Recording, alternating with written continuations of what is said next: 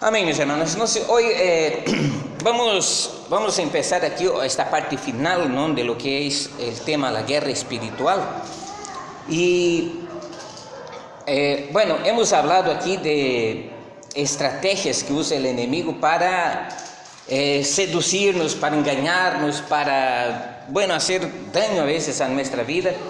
Porque es obvio que el objetivo del enemigo siempre es causar molestia, perturbación, daño y cosas por el estilo, ¿no? Él nunca está para beneficiarnos o para hacer algo favorable a nosotros. Entonces, nosotros vamos a recapitular alguna cosita y de ahí vamos a empezar desde la pregunta 10. Vamos a reiniciar por ahí y vamos a ver qué nos dice ahí y vamos a fundamentarnos a partir de ahí estrategias o formas en que el enemigo trata de engañarnos, trata de seducirnos o de hacer cosas para causar daño.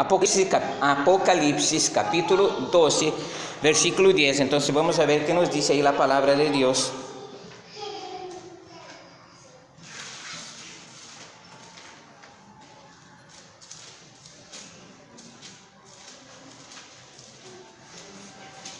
Recuerden que esto hemos visto ya la semana pasada, solo estamos dando un repaso para que podamos a partir de aquí reiniciar, ¿no?, y continuar entonces con este tema de hoy.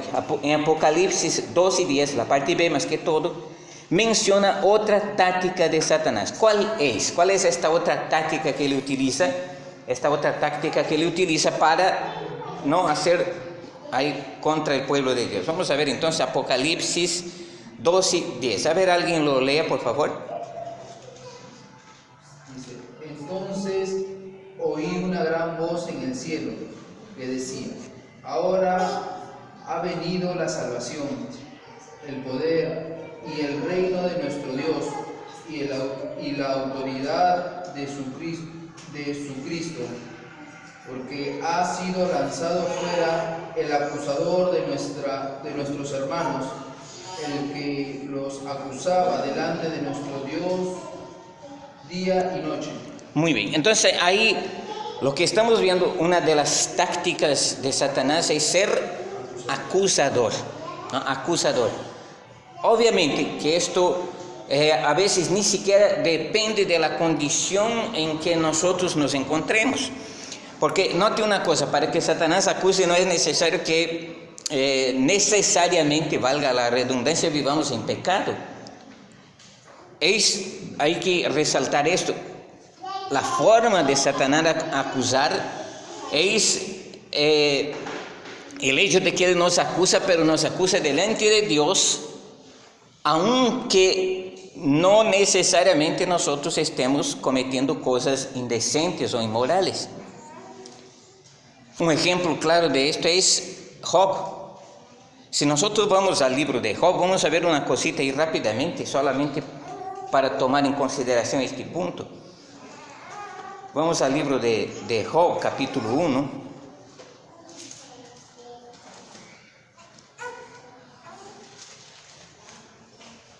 A partir del versículo 7.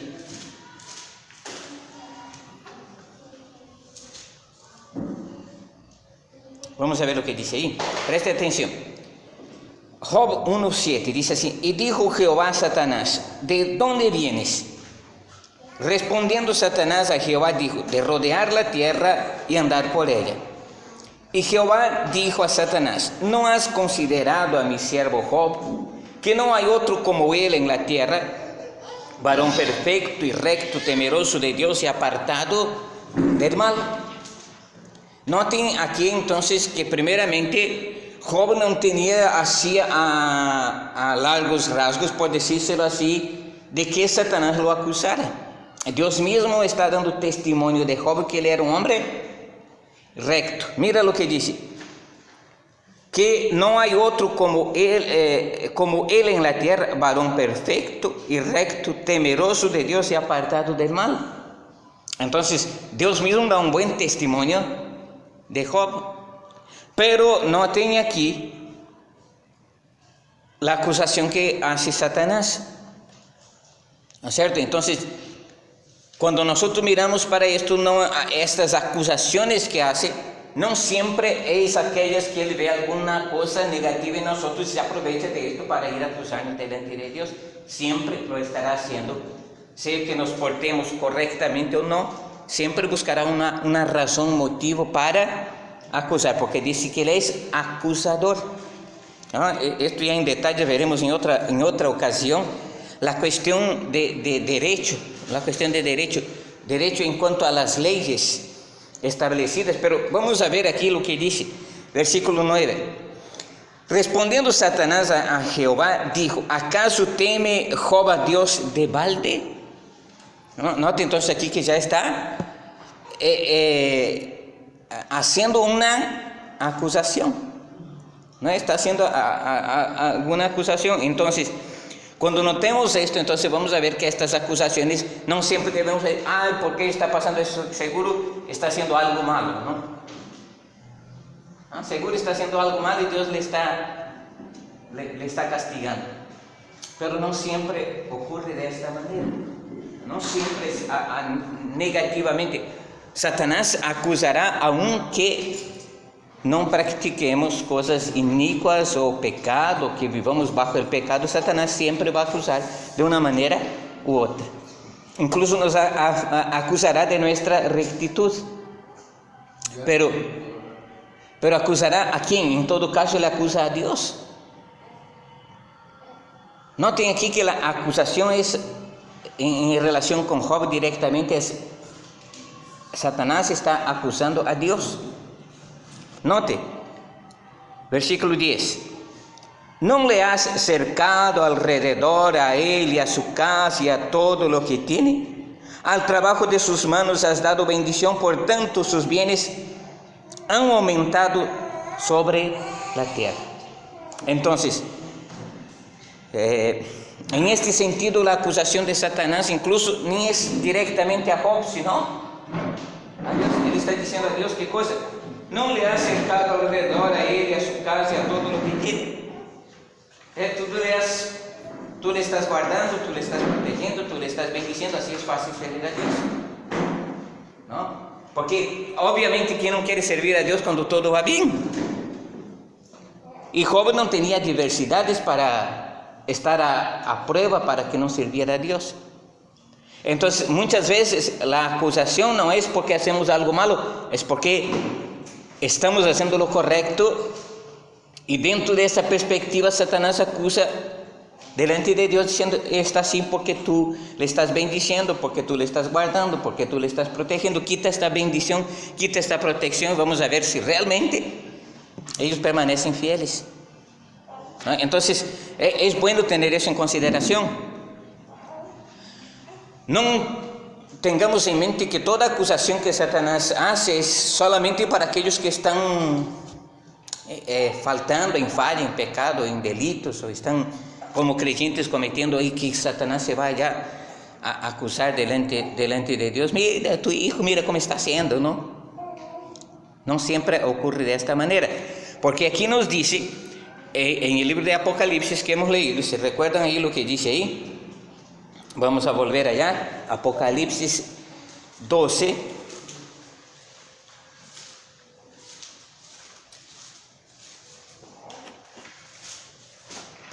Versículo 10, la última parte, mira lo que dice: porque ha sido lanzado fuera el acusador de nuestros hermanos. No, el acusador de nuestros hermanos, el que los acusaba delante de nuestro Dios día y noche. Entonces aquí él aparece como acusador, como alguien que siempre está dispuesto a acusar. Entonces no cree que siempre va a acusar solamente los que hacen lo malo, él va a acusar también los que están haciendo lo correcto. No tengamos en mente la idea de que si yo ando así en rectitud,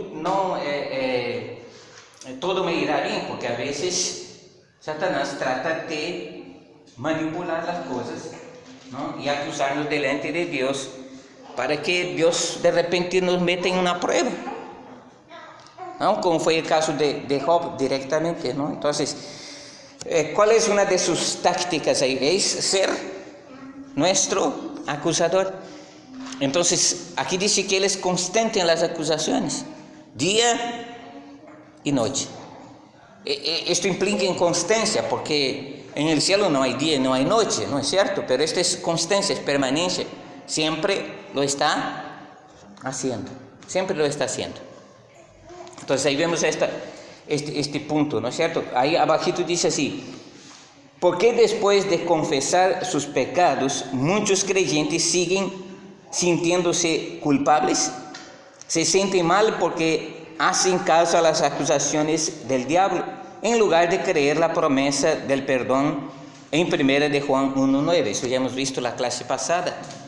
Entonces es importante tener en consideración que Él no solo a veces acusa a nosotros delante de Dios, sino que también en nuestro íntimo, en nuestro corazón, pervierte la palabra de Dios, acusando nuestro propio interior.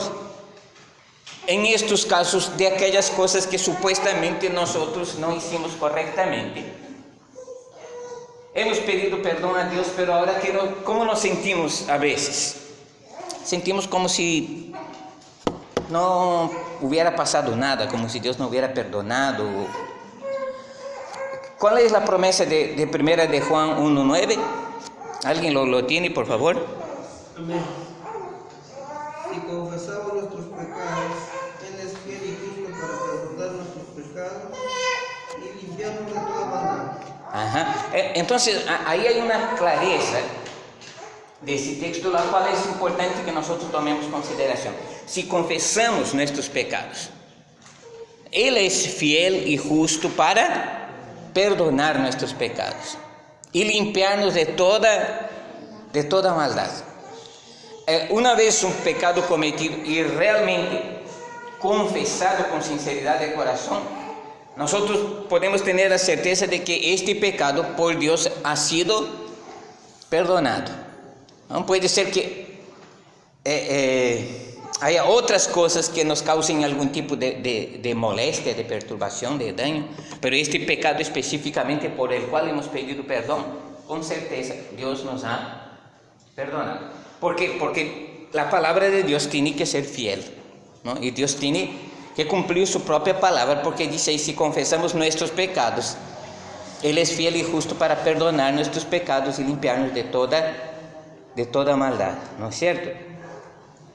Entonces ahí justo abajito dice eso, ¿no? ¿Cuál es la promesa de 1 de Juan 1:9? Ya sabemos que si confesamos nuestros pecados, Él es fiel y justo para perdonar nuestros pecados, ¿no? Incluso hay la pregunta ahí, dice, dice 1 de Juan 1:9 que hay pecados tan grandes que Dios no nos lo va a perdonar. No, ya hemos respondido esto la vez pasada, que no todos los pecados están a la altura para que Dios lo pueda perdonar. Abajito además dice si es necesario hacer penitencia para recibir perdón, ¿sí o no? ¿Sabe qué es penitencia? ¿No? Es pagar un precio nosotros mismos, cualquier tipo de precio que nosotros quisiéramos pensar, alguna cosa a la cual nosotros nos exponemos a hacerlo, como mucha gente hace, ¿no? Una promesa de subir escaleras de rodilla, una promesa de cargar una cruz en tal día, una promesa de hacer esto, de hacer aquello, como algo que aflija nuestro cuerpo por el cambio del perdón de Dios. La pregunta ¿es necesario hacer ese tipo de cosas para que Dios nos perdone? No. ¿Es necesario castigarnos a nosotros mismos para que después de ese castigo particular Dios nos perdone? La Biblia dice que solamente basta confesar nuestros pecados, ¿no? Confesar nuestros pecados. Dice que Él es fiel y justo para perdonar nuestros pecados. Entonces, no es necesario ningún tipo de cosas extraordinarias, de hacer algún tipo de penitencia o de cosas que la gente a veces acostumbra hacer porque tiene otros tipos de ideas acerca de quién es Dios, ¿no? El hecho de hacer ese tipo de cosas demuestra una falta de conocimiento de Dios, de quién es Dios realmente.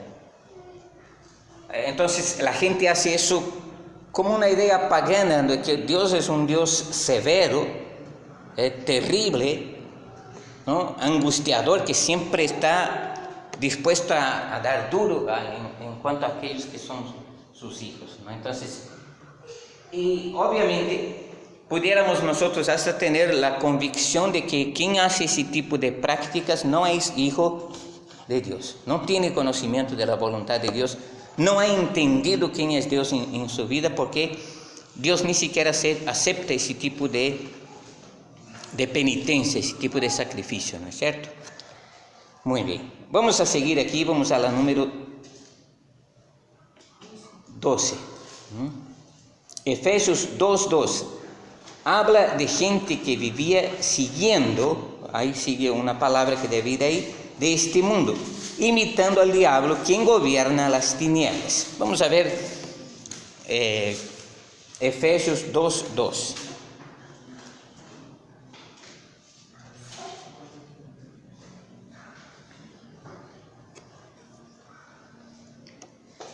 Vamos a ver, ¿quién puede leerlo?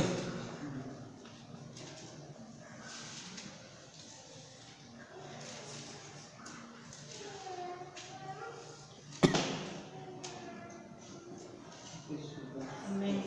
En aquel tiempo estabais sin Cristo, alejados de la ciudadanía de Israel. Efesios 2:2. 2:2.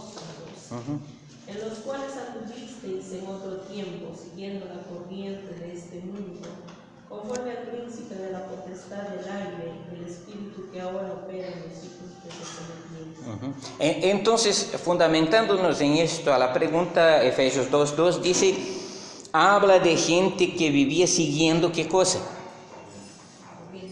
La corriente de este mundo, ¿no? ¿Qué es la corriente de este mundo? Es todo aquello que practica el mundo, los ideales, los planes, los propósitos, la vida mundana, y todo aquello que es pertinente o perteneciente a este mundo. O sea, todo aquello que es hábito de la gente hacer. Seguir la corriente es simplemente ir detrás sin reflexionar, sin pensar, sin meditar si esto es correcto o no es correcto. ¿No? Hay un texto en la palabra de Dios que dice que habría de llegar un tiempo, y creo que nosotros estamos viviendo en ese tiempo, en que la gente diría a lo malo bueno y a lo bueno malo. Y parece que nosotros estamos viviendo en ese tiempo, ¿no? En que es común a la gente llamar a lo que es negativo, que es malo, de bueno, y la gente sigue la corriente de este mundo. Es decir, sin reflexionar por el camino que están andando, simplemente siguen la corriente. La moda es una cosa y la gente sigue. Aparece tal evento, tal cosa, y la gente sigue. Pero ninguno para un momento para meditar si esto que están haciendo, a dónde les está llevando, a dónde les está conduciendo, a dónde les está guiando. Entonces, pero como andan sin pensar, sin reflexionar, entonces no tienen idea a dónde van. Simplemente siguen. ¿Cierto? Uno dice que es bueno y todos los demás siguen esto.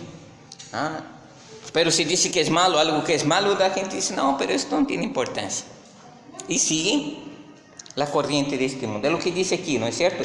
Siguiendo la corriente de este mundo, imitando al diablo, quien gobierna las tinieblas. Abajito ahí dice, el príncipe de la potestad del aire, el que gobierna las tinieblas, según dice la NVI. Se refiere al diablo, quien nos tienta usando todo lo que el mundo ofrece. Hay que recordar que el pecado casi siempre parece muy atractivo y produce placer al principio. Esto es una verdad, ¿no es cierto? Había una canción en Brasil hace muchos años, cristiana, que en la canción decía así, el pecado no duele, ¿no? El pecado no duele, porque si doliese el pecado, la gente no practicaría pecado. Como el pecado no duele, entonces la gente practica el pecado. Si el pecado doliese, si al hacer pecado sintiera un dolor, es cierto que dirían, no puedo hacer esto porque me causa dolor. Pero el pecado no causa dolor. Y a la apariencia de la mente, de la vista, del corazón, el pecado es agradable, es bueno. Lo que pasa es que a la gente no mide, como hemos dicho aquí, al seguir la corriente del mundo, no mide las consecuencias de sus actos. No mide la consecuencia, ni la consecuencia en tiempo real, ¿no? Mientras viven, ni la consecuencia posterior después de su muerte en la eternidad. No miden la consecuencia en ningún ámbito. No miden la consecuencia de su desastrosa carrera aquí mientras vivan, al andar en este mundo de la manera que andan. Ni siquiera miden la carrera o el futuro, ¿no? De lo que acontezca, la tragedia que puede acontecer en sus vidas futuras. Entonces aquí dice: el príncipe de la potestad del aire es aquel que gobierna las tinieblas. Se refiere al diablo, quien nos tienta usando todo lo que el mundo ofrece. Hay que recordar que el pecado casi siempre parece muy atractivo y produce placer al principio, ¿no? Vamos a ver ahí la última parte, dice: la confianza del creyente. Aunque Satanás trata de adueñarse de nosotros, no le pertenecemos. Lea Colosenses 2:15. ¿Qué ha hecho Cristo con las fuerzas demoníacas, ¿no? O las potestades mencionados en este versículo? Colosenses capítulo 2 y versículo 15. Vamos a ver lo que dice ahí. Y despojando a los principados y a las potestades, los exhibió públicamente, triunfando sobre ellos en la cruz. Esto aquí por detrás de ese mensaje, de ese texto, existe una cosa muy interesante respecto a esto. Se refiere este texto principalmente a una especie de trofeo de guerra. Sé que en alguna ocasión hemos visto estas películas más antiguas de romanos, de soldados, ¿no? En que después de venir victoriosos, ¿no? En campañas de guerra contra otras naciones, ellos traían sus generales, sus gobernantes, la gente más importante, atados detrás de ellos, ¿sí o no? Atados como un trofeo de guerra para exhibir ante el público aquellos que eran sus mayorares, los grandes, los triunfadores, los grandes de las naciones conquistadas. Estas naciones conquistadas, entonces el general que había ganado la batalla, o el emperador, los traía encadenados detrás de ellos, exhibiéndolos públicamente ante todo el público que los estaba esperando, ¿cierto? Entonces traían su trofeo de guerra. Estos son los vencidos, ellos cayeron ante nosotros. Este mismo sentido es lo que el apóstol Pablo está aplicando aquí acerca de Jesús. Y él está diciendo: y despojando a los principados y a las potestades. Está hablando de Satanás y todos sus demonios, ¿no? Está diciendo aquí: los exhibió públicamente, es decir, los trajo como un trofeo de guerra. Ellos están vencidos, ¿no? Ellos están vencidos. Cristo ya los exhibió públicamente. Y la victoria que Cristo tuvo no fue una victoria exhibicionista trayéndolos arrastrados, sino triunfó sobre ellos en la cruz, ¿no? La cruz fue el triunfo final de Jesucristo sobre todo principado, sobre toda potestad, sobre todo demonio, sobre toda hueste de maldad y sobre, obviamente, el príncipe de los demonios, ¿no? Satanás. Entonces, aquí nos muestra esto y vamos a ver lo que nos dice aquí. Dice: ¿qué ha hecho Cristo con las fuerzas demoníacas, las potestades mencionadas en este versículo? ¿Qué hizo Él con estas potestades, con estos principados, con estos dominios?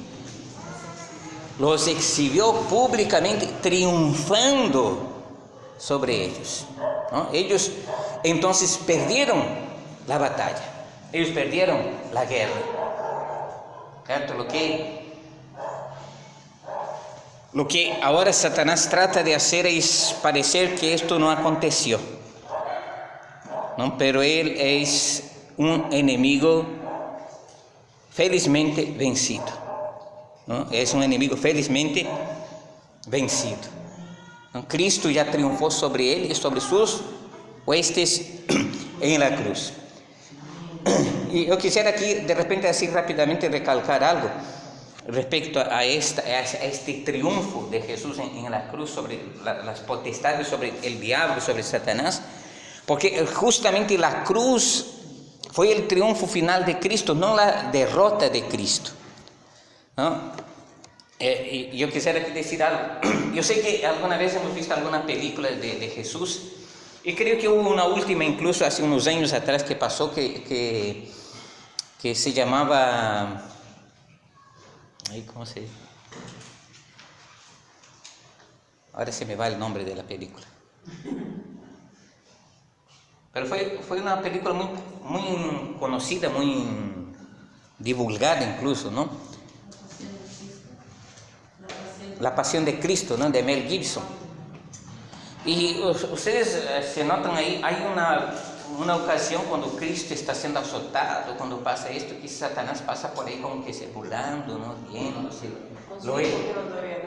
Lo he vencido, ¿no? Una de las cosas más absurdas es pensar que Satanás estaba alegre porque Cristo estaba yendo a la cruz. Todo lo contrario, ¿no? La cruz era lo que Satanás no quería que Cristo fuera. El deseo más profundo de Satanás era que Cristo no fuera a la cruz. Porque si Cristo no fuera a la cruz, ¿quién vencería? Era Él. El triunfo de Satanás era que Cristo no fuera a la cruz. Porque aquí, ¿qué dice ese texto? ¿Dónde fue que Cristo triunfó sobre ellos? En la cruz. Entonces Satanás sabía la consecuencia de lo que iba a pasar si Cristo fuera a la cruz. Entonces buscó todas las formas, todas las maneras de impedir que Cristo llegara a culminar su triunfo sobre ellos en la cruz. Usted puede ver a lo largo no solo de la vida de Jesús, sino desde el Antiguo Testamento, basado en la línea mesiánica, que Satanás hizo de todo para impedir que aconteciera el milagro del nacimiento de Jesucristo. Uno de los que intentó eliminar, usado por Satanás, justamente fue Herodes. Él no solo quería evitar, ¿no es cierto?, que dentro de la perspectiva de Herodes es que él iba a evitar que Jesús fuera el rey. Esa era la intención de Herodes, pero Satanás estaba manipulando su corazón para eliminar a Jesús de niño para que él no fuera a la cruz. Pedro, ¿recuerdan aquella escena, no? En que después de haber recibido una revelación de parte de Dios, ¿no? Dice el Señor Jesús dijo a Pedro sobre quién era Jesús realmente, ¿no? Sobre esta roca edificaré mi iglesia. Y el Señor dijo a Pedro: no te ha revelado carne ni sangre, sino mi Padre que está en los cielos. Unas horas más tarde, mientras Jesús estaba yendo a Jerusalén y hablando de lo que le iba a pasar, de su muerte, que iba a ser crucificado, que le iban a hacer esto, Pedro salta también muy emocionado y dice: ahora también voy a ganar un elogio, ¿no? Y dice: Señor, de ninguna manera te contesta esto, no, de ninguna manera te va a pasar esto, que olvídate, eso no te va a acontecer. ¿Y qué dijo Jesús a Pedro? Apártate de mí, ¿quién? Satanás, porque me sirves de tropiezo. No es yo de cumplir aquello que mi Padre me ha designado. Entonces, ¿hay quien intentó impedir que Jesús fuera a la cruz? Satanás. Allá en el monte de la tentación también lo hizo, ¿no es cierto? Porque estas tentaciones para impedir que Jesús fuera a la cruz, que Jesús aceptara el reto de Satanás, ya no necesitaría ir a la cruz. Nosotros estaríamos Pero en el libro de eternamente Hechos hay perdidos y Satanás victorioso. El victorioso. apóstol Pedro menciona, ¿no es cierto?, que el propósito de Dios para que aconteciera de la manera que aconteció ya estaba designado desde antes, que debería acontecer así como aconteció. Entonces debería ser un caso inevitable, ¿no? Cristo tendría que ir a la cruz, sí o sí. Entonces la manera que Satanás trató de impedir, o sea, justamente era porque no quería que aquella profecía llegara a su cumplimiento. Impidiendo Cristo de llegar a la cruz, hubiera alcanzado la victoria, y esta victoria entonces hoy sería para nosotros derrota y no victoria. ¿Es cierto? Vamos a ver aquí. ¿Qué dice 1 de Juan 4:4? Para darnos confianza en nuestra lucha espiritual. 4:4. Amén. Hijitos, vosotros sois de Dios y los habéis vencido, porque mayor es el que está en vosotros que el que está en el mundo. Ajá. Note entonces que dice, mayor es el que está en vosotros que el que está en el mundo. Entonces, esto podemos reflexionar de la siguiente manera. Para nosotros, por medio de Jesucristo, a través de lo que hizo justamente en la cruz, está garantizada la victoria, ¿no es cierto? Y dice, hijitos, vosotros sois de Dios y los habéis vencido, porque mayor es el que está en vosotros que el que está en el mundo. ¿Quién es el que está en el mundo? Se refiere a Satanás.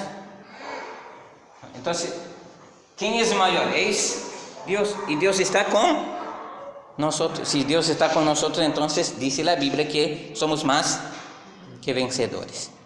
No somos más que vencedores. Esto es una manera de alentarnos o animarnos a que prosigamos hacia adelante a pesar de las afrentas y dificultades y tentaciones y persecuciones que podamos tener en esta vida.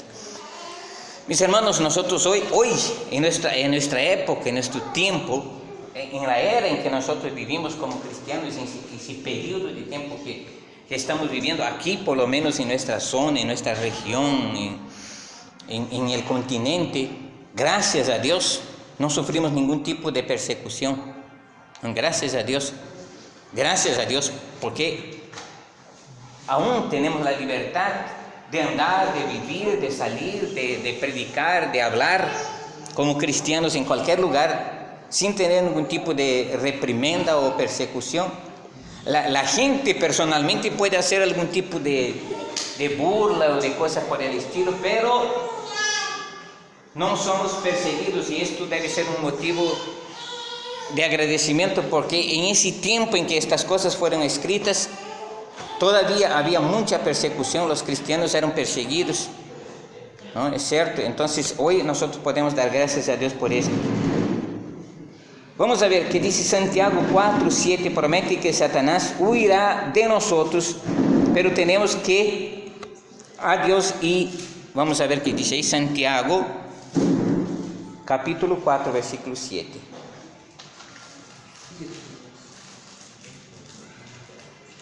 Amén. Someteos pues a Dios y resistid al diablo y huirá de vosotros. Entonces noten esto, hermano, hay una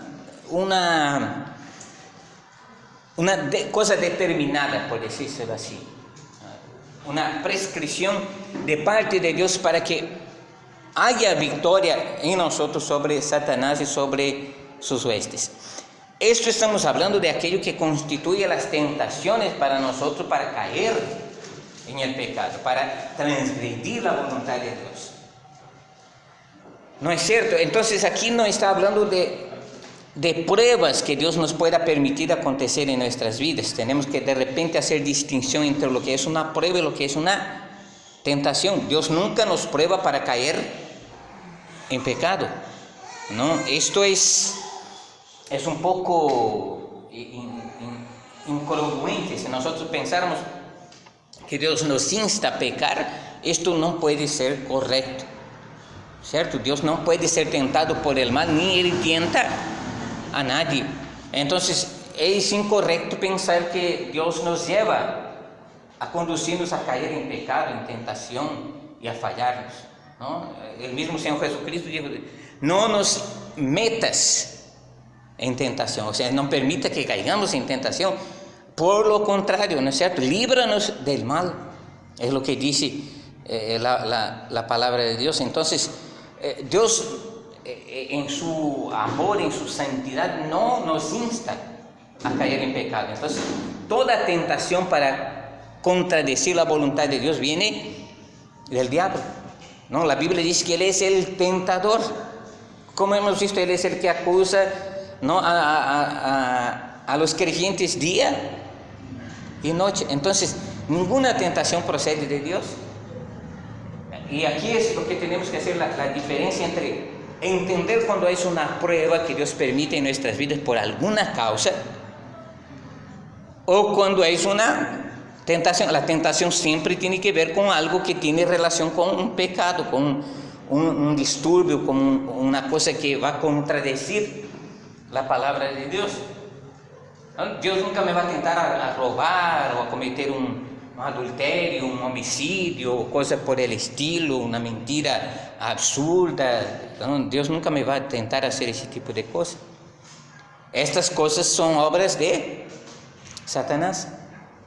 Entonces, hay que hacer esa diferencia entre lo que es prueba que Dios permite y tentación, que a veces Satanás es el autor de todo tipo de tentación al pecado, ¿no es cierto? Ya pues vamos a hablar un poquito de eso. Entonces aquí, Santiago 4:7 promete que Satanás huirá de nosotros, pero tenemos que, ¿qué tenemos que hacernos? Someternos a Dios y resistir al diablo. Ahora, noten una cosa, que esto es automático, ¿no es cierto? Al someternos a Dios, automáticamente nos estamos resistiendo al diablo. Y al hacer eso, ¿qué hace él? Huye, ¿no?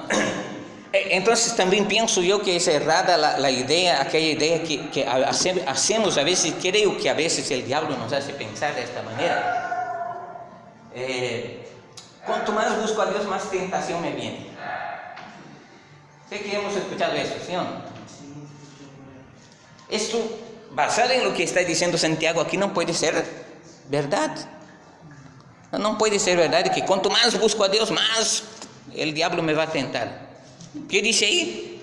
Aquí dice todo lo contrario. Si yo más busco a Dios y más me someto a Él, más lejos Él va a estar. Sí.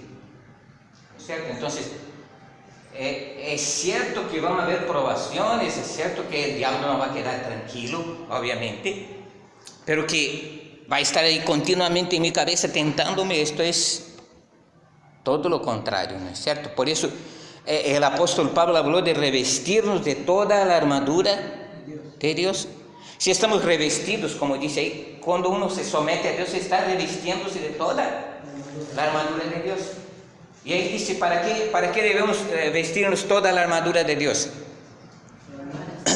¿Para qué?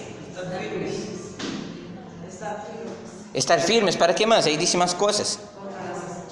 Contra las acechanzas, para evitar todo dardo inflamado, todo dardo de fuego del maligno. Entonces, si yo estoy bien parado, entonces es cierto que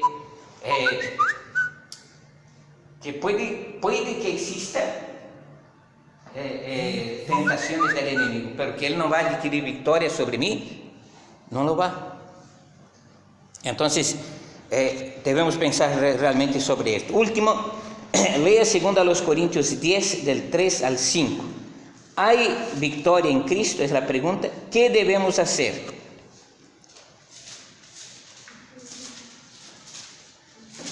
Segunda a los Corintios 10, del 3 al 5.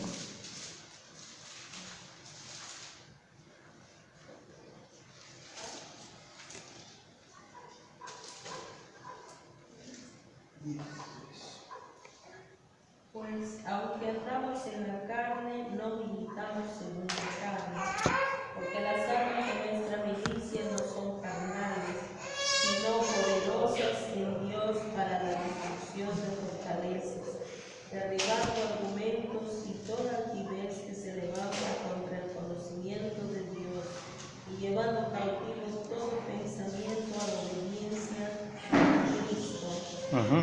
Entonces la pregunta está aquí.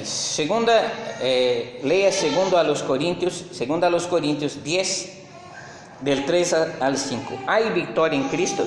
Es la pregunta. ¿Si hay o no? ¿No?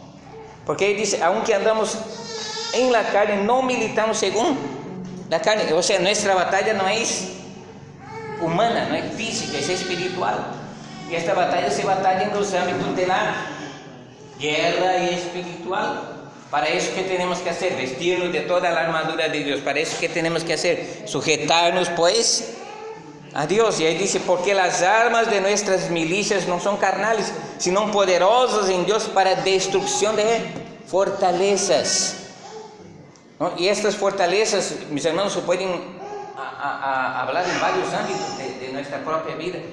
Fortalezas que a veces nosotros mismos levantamos en contra de nosotros mismos, ¿no? Fortalezas que son argumentos en nuestra propia mente que nos llevan a la derrota y no a la victoria. Note lo que dice aquí el versículo 5. Derribando argumentos y toda altivez que se levanta contra el conocimiento de Dios. Entonces, el ataque del enemigo es contra aquello que es la voluntad de Dios para nosotros. Dios tiene propósitos, planes, ideales, proyectos, pero nosotros a veces queremos más a las mentiras de Satanás que a las promesas de Dios. Creemos más en aquello que dice, aunque pedir perdón, creo que no estoy perdonado. Y Dios dice, si pide perdón es perdonado. Y yo digo, no, pero me parece que no es así. ¿A quién estoy creyendo? ¿No? Y dice, y llevando cautivo todo pensamiento a la obediencia a Cristo, ¿no? Entonces, me someto, como dice Santiago, me someto a Dios, me sujeto a Dios, a la voluntad de Dios, al plan de Dios, al propósito de Dios, y vivo en esta obediencia. O sea, toda mi mente, mi corazón, mi ser está sometido a la obediencia a Cristo. Es lo que dice aquí, ¿no es cierto? Llevando cautivo todo pensamiento a la obediencia a Cristo. O sea, todo pensamiento, todo aquello que a veces trabaja en nuestra mente, los propios ideales de nuestro corazón, dice aquí, yo lo llevo cautivo a la obediencia, ¿a quién? A Cristo. Someto todo esto a Cristo. Dice un texto que nosotros debemos entregar nuestras cargas al Señor, ¿no? A Él debemos entregar nuestras aflicciones, tristezas, angustias, dolores. No solo aquel dolor físico que a veces sentimos, sino aquellas cargas internas que llevamos en nuestro corazón, ¿no? Las pesadumbres, tristezas, angustias que a veces pasamos, porque es obvio que este mundo, mientras vivamos en este mundo aún, no vamos a sufrir consecuencias del pecado, de la maldad, del engaño de mucha gente, y nosotros personalmente también somos afectados por estas cosas. No somos afectados, pero aquí nos enseña la palabra de Dios que todas estas cosas debemos someternos a la voluntad de Dios, obediencia al Señor. Cuando nosotros somos obedientes, el Señor nos bendice. Amén.